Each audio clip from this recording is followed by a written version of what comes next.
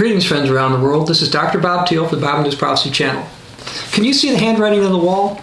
You've probably heard that expression before. You probably know that it came from the Bible. But do you think it has any applicability today? Well, we're going to go through some things in the Bible. But before we do, just mention a couple things from history. Up until the 1960s, the United States was a major creditor nation. That meant more nations owed it money than it owed money. But in the 60s, with the sexual revolution, we also started to see changes in attitudes toward things such as abortion. We started to see the legalization of abortion in the late 1960s, and by 1973, the United States Supreme Court ruled that as the law of the land, that abortions were allowed. Well, since that time, the United States is no longer a major creditor nation. As a matter of fact, it's the greatest debtor nation that the world has ever seen. And over the United Kingdom, we have a nation there that on a per capita basis is one of the most indebted in the history of humanity. Are all these things coincidental? Do they have anything to do with morality? Well, some will think that they don't. But we see increasing debt happening in the United States and in other countries, where at the same time we're seeing increases of sexual immorality. We're seeing the rise of the homosexual agenda. In many United States states, same-sex marriage, as they call it, or homosexual marriage, has been legalized, and the amount of states doing that seems to be increasing. This particular type of marriage has been approved for a longer time over in Canada, and it was recently approved in New Zealand, and Australia and the United Kingdom are getting closer and closer to doing that as well. But the Bible defines marriage between a man and a woman, as Jesus said in Matthew 19, verses 4 through 5. But in society, we're not seeing that same definition. We're seeing changes. Other things that we're starting to see are more and more celebrity pornography. More and more, especially females, seem to be wearing less and less. What brought this to mind was on November 19th, 2013, while I was just doing normal news research, I wasn't researching pornography or anything, I saw a headline about a particular female actress who was wearing a sheer dress.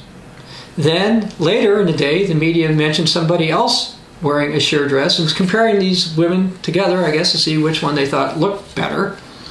Then, by the end of the day, I read about somebody who wore a sheer dress, female, and wore no underwear at all. Furthermore, the same day, I read about a female celebrity who decided to go topless and indicate certain sexual things in a particular video music video she was doing with some guy. That was in the news that day. Several weeks ago, I read about a particular female singer who did all or part of one of her concerts totally in the nude. And she called that performance art. And like, this is acceptable. On national television in the United States, there was a female singer who was wearing either a short skirt or short shorts or whatever. I didn't actually watch this. She was by a male singer. She bent over and basically tried to imitate having sexual relations right on national television, which sadly has skyrocketed her career, which is one of the reasons why I think we're seeing more and more of this type of thing. In addition to that, I read something several weeks ago that one clothing style that's now being looked at is basically spray paint. You're going to paint clothing, you spray clothing on yourself. So we're going to have what? Painted nudes running around? And it's not just celebrities, and it's not just females, but within the female portion of society, we're seeing more and more ladies imitate celebrities, wear more sheer clothes, show more skin, etc., etc.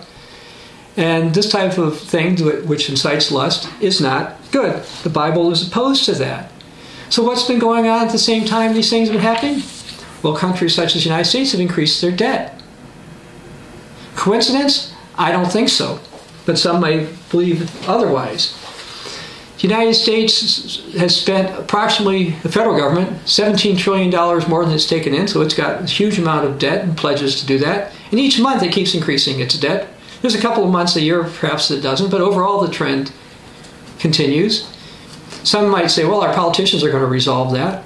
Well, the United States had something called the fiscal cliff, February of 2013, December 2012. They had sequestration.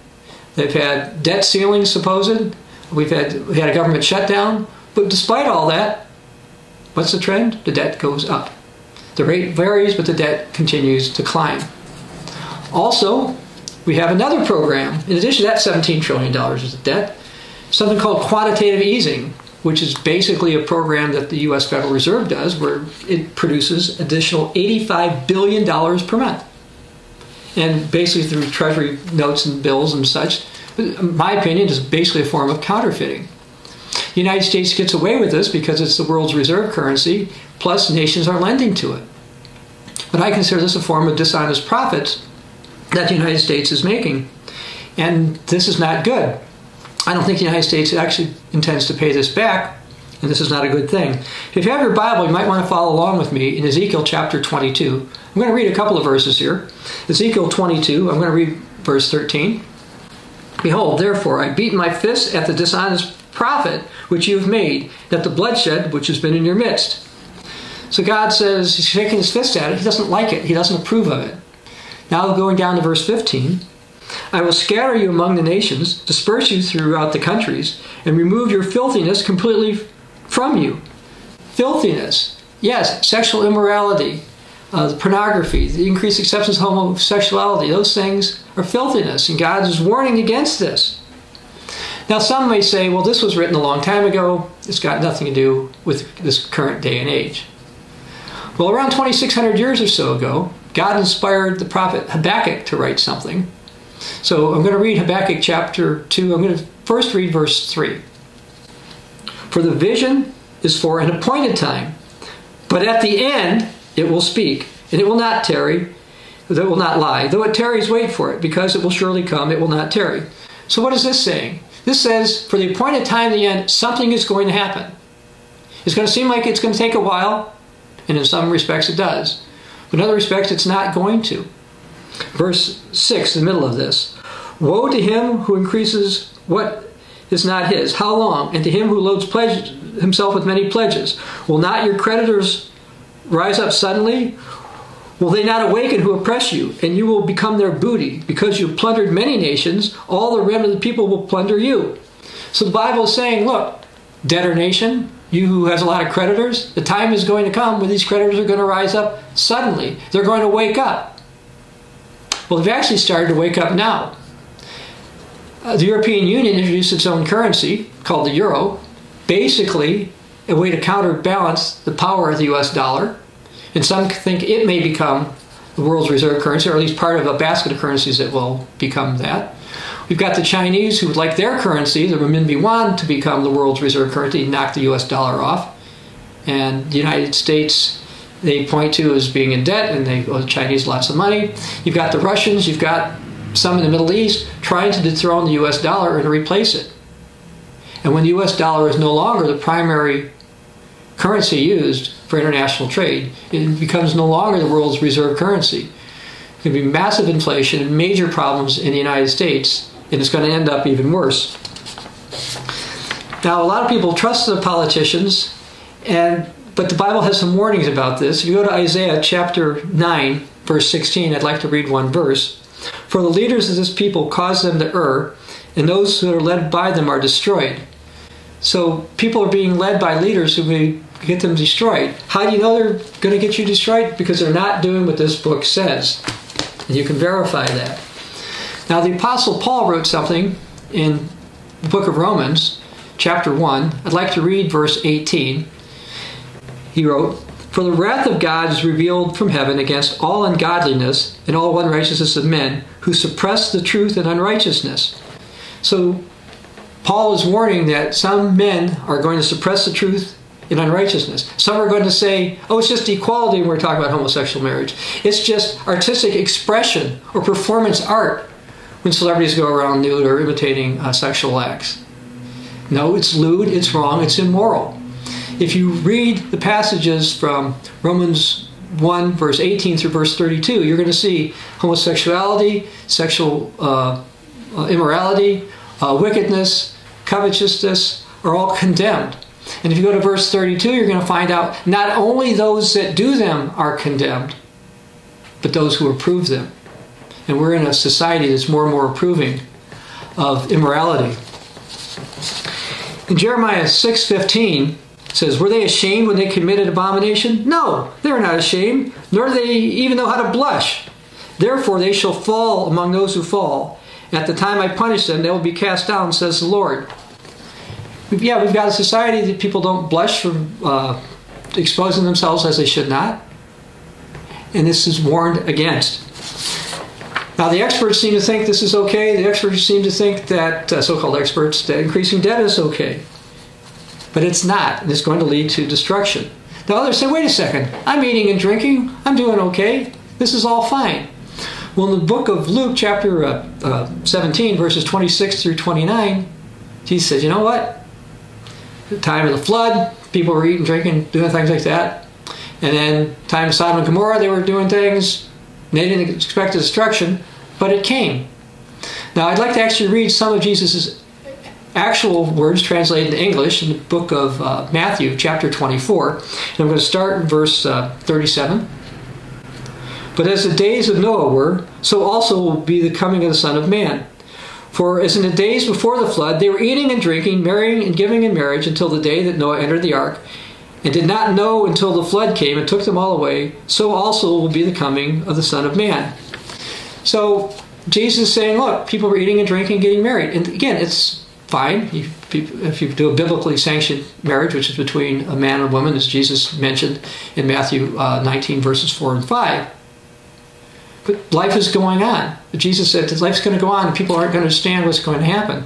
Cutting down to verse 44, therefore you also be ready, for the Son of Man is coming at an hour which you do not expect. Some people aren't going to expect it. A lot of people think they are. They think they're so smart they'll know for sure, and they don't have to do what God wants them to do now. They'll just wait till the end. That's extremely dangerous. Others will say, well, Sodom and Gomorrah, that was a long time ago, and it doesn't really mean anything now. Well, the Bible has a different position on that. If you take your Bibles and go to the book of Jude, I'm going to read verse 7. As Sodom and Gomorrah and the cities around them, in similar manner to these, having given themselves over to sexual immorality and gone after strange flesh, are set forth an example, suffering the vengeance of eternal fire. So they were destroyed as an example. Why? Because their sexual immorality and going after strange flesh. People that they shouldn't have had sex with, same-sex issues, etc. all occurred in Sodom and Gomorrah. In 2 Peter chapter 2, verse 6, it says that Sodom and Gomorrah were turned into ashes to be examples for any who will live ungodly. Are not the Anglo-descended nations living in an ungodly way? I saw a study that said, for example, in New Zealand, their females are amongst the most promiscuous in the world. So this is not just something going on with the United States. But this point I want to talk about here is the handwriting on the wall. So that's in the book of Daniel, chapter 5. And I'm going to start reading in verse 1 about a big party. Belshazzar, the king, made a great feast for 1,000 of his lords and drank wine in the presence of his household. Of the thousands, in the presence of the 1,000. There was 1,000 people. This is a big bash, a humongous party. People think, oh, things are just fine. We're the top nation. Everything is going okay. We don't need to worry about anything. So the king decided that he would go, and he didn't believe that this book really meant anything. So what he decided to do, and you can read about it in verses 2 through 4, said, let's go ahead and get the drinking vessels that they used to use in the temple of God in Jerusalem. And we'll all drink out of those and we'll have a good old time. Because, there's no morality. We don't really care what the Bible teaches. Because we don't believe in that stuff. It's not applicable anymore. Well, something unexpected happened. A hand appeared. We're going to start reading about that in verse 5. In the same hour, the fingers of a man's hand appeared and wrote opposite the lampstand on the plaster of the wall of the king's palace. The king saw the part of the hand that wrote. Then the king's countenance changed, and his thoughts troubled him. So the joints of his hips were loosened, and his knees knocked against each other. The king cried aloud, "Bring the astrologers, the Chaldeans, and the soothsayers." The king spoke, saying to the wise men of Babylon, "Whoever reads this writing and tells me its interpretation shall be clothed in purple and have a chain of gold around his neck. He shall be the third ruler in the kingdom." Now all the king's wise men came, but they could not read the writing or make known to the king its interpretation. Then King Belshazzar was greatly troubled, his countenance was changed, and his lords were astonished. So yeah, he called in his experts. They didn't know what it was. But we've got experts now that tell us that homosexual marriage is fine, and the stuff with the celebrity porn is fine, and that increasing debt is fine. And we should do more of increasing debt. The nominated next chairman of the Federal Reserve said we could keep increasing the debt that we've been doing. Well, in Daniel's time, it was clear that the experts couldn't figure it out. But somebody knew there's probably another way. Who is this? The queen's wife. Starting in verse 10. The queen, because of the words of the king and his lords, came to the banquet hall. The queen spoke, saying, O king, live forever. Do not let your thoughts trouble you, nor your countenance change. There's a man in your kingdom in whom is the spirit of the holy God. In the days of your father, light and understanding and wisdom, like the wisdom of gods, were found in him. And King Nebuchadnezzar, your father the king, made him the chief of the magicians, astrologers, Chaldeans, and soothsayers. Inasmuch as an excellent spirit, knowledge, understanding, interpreting dreams, solving riddles, explaining enigmas were found in this Daniel, whom the king named Belteshazzar. Now let Daniel be called, and he will give the interpretation. So she said, you know what? You've got all these people, these experts, but they don't have God's spirit. God's not using them. They're not the ones to use. So understand, just because some people go out and profess prophecy, prophetic interpretation, they don't necessarily know what they're talking about. The queen recognized there was somebody, and there was. So what did they do? Verse 13, then Daniel was brought in before the king. So what had happened then? The king tries to explain the situation to Daniel, says, look, we've got this problem, and I'll make you powerful and wealthy if you'll tell me what it means. Daniel said, I don't need any of that. Here's the deal, king.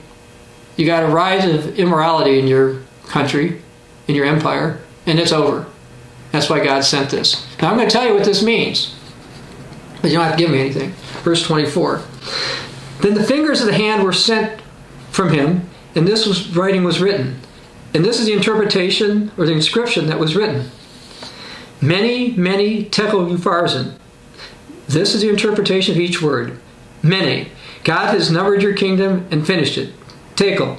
You have been weighed in the balances and found wanting. Perez.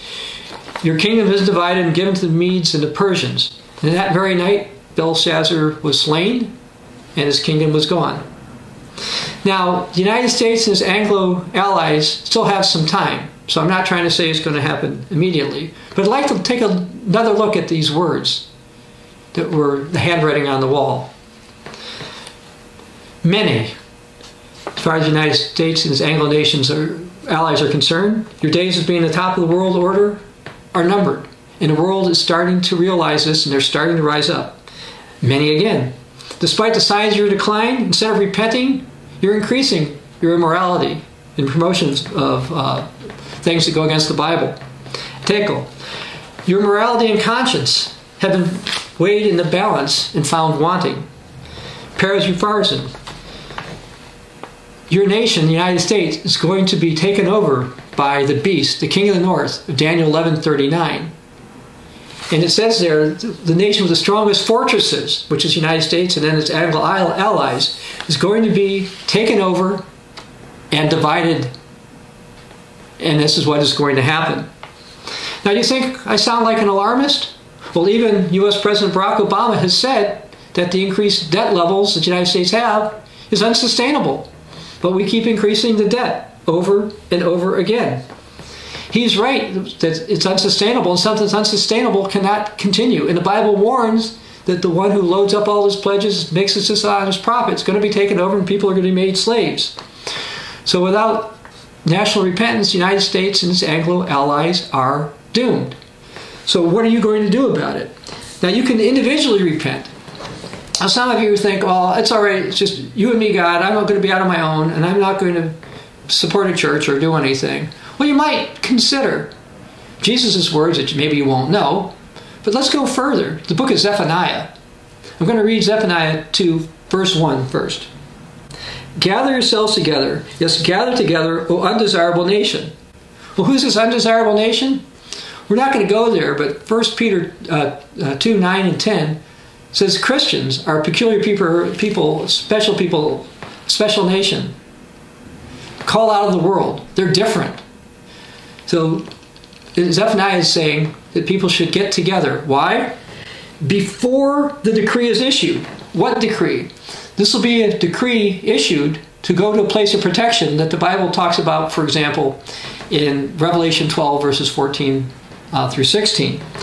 Verse 2 again. Before the decree is issued, or the day passes like chaff, before the Lord's fierce anger comes upon you, before the day of the Lord's anger comes upon you. Seek the Lord, all you meek of the earth, who have upheld his justice. Seek righteousness, seek humility. It may be that you'll be hidden in the day of the Lord's anger. So we see a time of God's anger is coming.